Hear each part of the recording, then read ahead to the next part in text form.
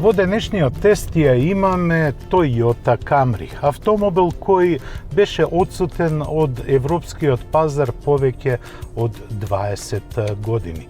Но Toyotите од неодамна ги возиме во присуство на луѓе кои имаат искуство околу возилата. Денешен гостин во нашата емисија и заедно ќе го возиме Камрито е Ѓорги Савев.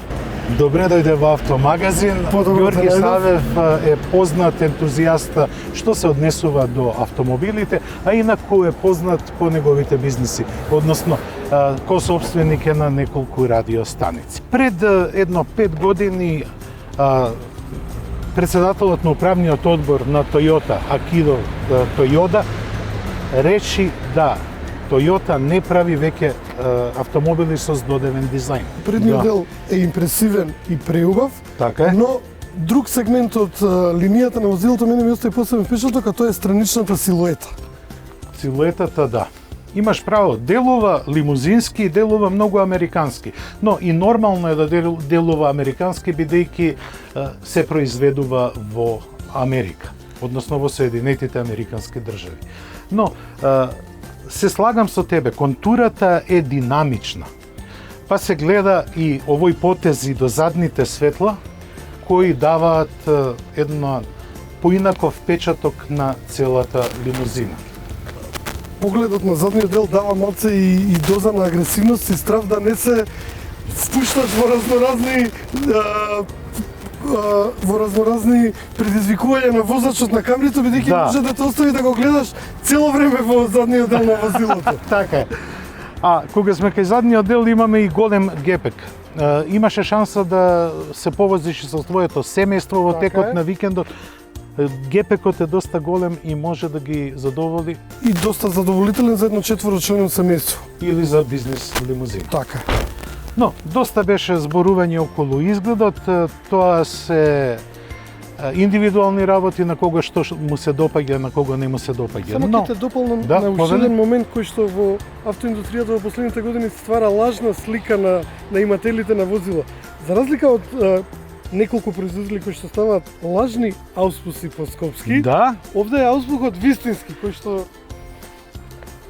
му дава една правилна слика за возилото, дека низ него излегува кога работи бензинскиот мотор нормално, кога не работи не излегува ништо. Така е. Сега ќе имаме шанса малку да се повозиме во секакви услови и да донесеме еден мал сублиматул во однос на Камрито, бидејќи сигурно дека не може да се поклопиме со сите мислења заеднички. Затоа те молам, повели во внатрешноста.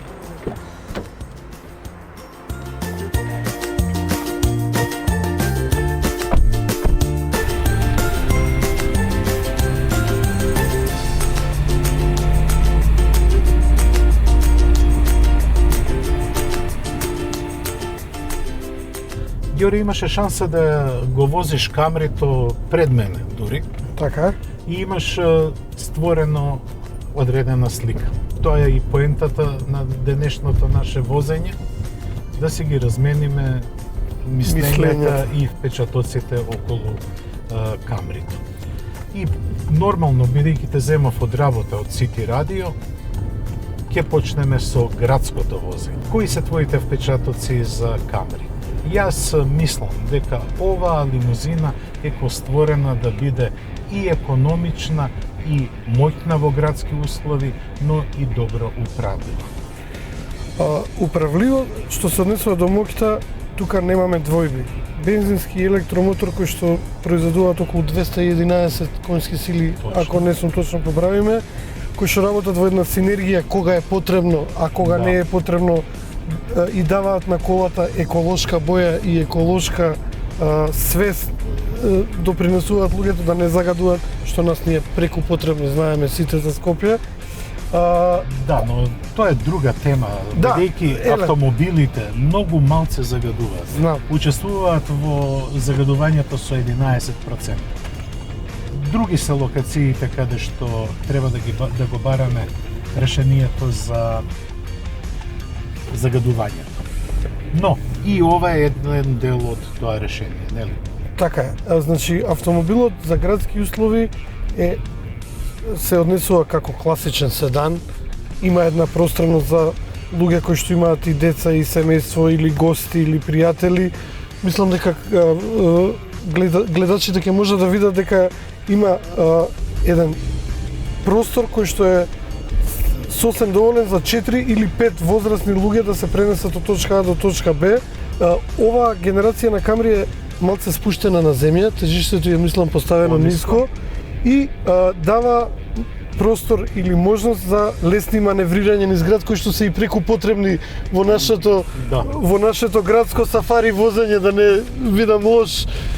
Па, токму се види сега што се случи со ова BMW што не помина. Ја види ситуацијата, со ништо не испровоциран, претркување од десна страна во жолта трака, нова новцата кола, Кюстендил донесена. За да се стигне до другиот семафор и да се чека. Да. Значи комплетно вистински состезател што ви рекле, да. Со BMW старо 20 години. Зашто овие нови возила, бидејќи си урбан лик, што мислиш, зашто ги провоцираат останатите? Да ги претркаат, да влезат во ножички, да бидат пред. Тоа веројатно ќе треба, Мишко, да прашаш сериозен конзилиум на психолози или психијатри. Ја вака од моја гледна точка не би можел, веројатно би се појавиле и повеќе дијагнози. Добро. Секогаш е предизвикот за скопските возачи кога ќе видат нов модел, бидејќи Камри е релативно нов модел на нашите улици. И во Европа. И во Европа релативно изгледа клинасто и спортски. Да. И веројатно возачите сакаат да си ги одмерат силите на градските улици.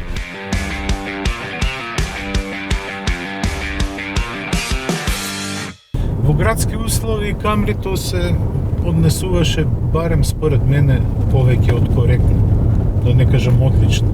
Само што предизвикуваше многу возачи да не провоцираат во сообраќајот, нели? Така е. Тоа претпоставувам дека се должи на неговиот спортски надворешен изглед, кој, по моје видување, ги презима малце острите линии на Лексусот, на лимузините на Лексус, и му дава една спортска доза на надворешниот изглед. Па сите сакаат да се тркат. Сега се наоѓаме на автопат. Брзината на движење ни е според брзин номер од 193 км/ч. Мислам дека не успеа да го дотераат ЦВТ менувачот, бидејќи при нагли забрзување тој е многу бучен. Кога ќе се смири брзината, односно ќе се постигне саканата брзина, тоа станува тиво. Но еве, и на меѓугаз. Па тој ЦВТ менувач, јас сам за себе ќе кажам, кој што немам големо искуство со хибриди, сум ги пробувал, сум ги возел и ги сакам. Таа технологија ја почитувам и ја ценам. Секако мора да одиме напред. Тој ЦВТ менувач мислам дека е направен во друга цел. Да смали и било која постоечка агресија кај било кој возач, да даде едно лежерно крстосување, се слагам едно мирно возење и да не предизвикува спортски амбиции кај нормалните возачи. Иако комбинацијата на електромоторот и бензинскиот дава потентност во секој случај. Дава потентност. Да, убаво го кажа. Дава потентност на движењето и дава екстра сила кога треба. Но намената на оваа кола е да биде економична и еколошка и еден фин крузер за долги патувања, а за низ град да даде една, што ќе го продискутираме и кога ќе ја возиме низ град, мислам да даде една голема доза на смиреност, да даде една релаксација, да не кажам некоја зен или будистичка јапонска филозофија за луѓето да се осеќаат комодно и смирено. Еве ние на 190 не осетивме никакви вибрации, никакви потресувања. Мислам дека или поскокнување, амортизацијата мислам дека е погодена врвно, посебно и за нашите патишта, и мислам дека дава една лимузина и чувство на класа поголема. Да, Камрито секогаш бил нешто посебно во Toyota. Добро е што сега после 20 години го имаме во Европа. Но што мислиш за внатрешниот дизајн? За разлика од претходните, Toyota е многу повозбудлив и поскулптурален, нели? Има испрекинати форми, комбинација на материјали. Висока технологија, конективна технологија. Мислам дека чувството на внатрешните материјали, на кожата на седиштето, на ергономијата, на инфотеймент системот, на навигацијата и на сите тие гаджети што би ги рекол е на едно високо ниво, дури би ги пофалил, не знам дали гледачите ќе имат можност да видат, се уште во камерите има уред за репродуцирање на CD-а, што ме изненади пријатно. Нели во нашето годиште ние сме малци емотивни према носачите на звук. Так, има отвор за CD што ме изненади. Мислам дека во новите коли веќе ретко се појавува тој, скоро и да ги немат. Еви една моја забелешка која што сакам да ја кажам во однос на типовите на коли. Во мојот возен парк фамилиарен моментално се вози моноволуменец стар 10 години, кој што беше купен наменски. Второто возило во моето семејство е SUV од средна категорија. Јас веќе во оваа фаза од животот почна да немам потреба ни од моноволуменец, ни од SUV. Која е седна фамилијата во автомобилот, жена ми прво да рече, па колата воопшто не е лоша. Прво да ми изреагира позитивно на не SUV. Точно, затоа што SUV тоа е еден популарен смер кај возилата, кои нудат нешто повеќе простор, малце повеќе се извишени, но никогаш нема да ги постигнат удобството и перформансите на една лимузина, класична. Така е. Ти благодарам многу на учеството и на времето што го одвои да ги споделиме работите онака како што мислиме и како што го доживеавме Камрито во возењето.